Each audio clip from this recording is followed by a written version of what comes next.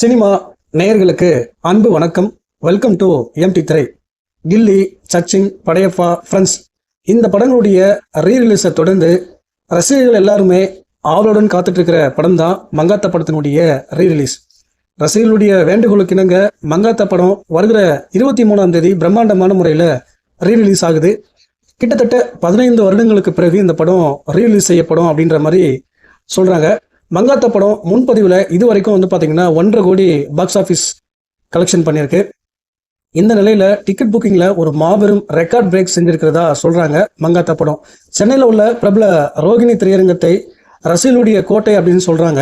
So இந்த ரோகிணி திரையரங்கில் இது வரைக்கும் நடந்த முன்பதிவில் மங்காத்தா 20,000 டிக்கெட்ஸை பார்த்தீங்கன்னா புக் பண்ணியிருக்கிறதா சொல்கிறாங்க. இதன் மூலமாக ஒரு மாபெரும் சாதனையை ரீரிலீஸில் மங்காத்தா படம் பண்ணியிருக்கிறதா சொல்கிறாங்க.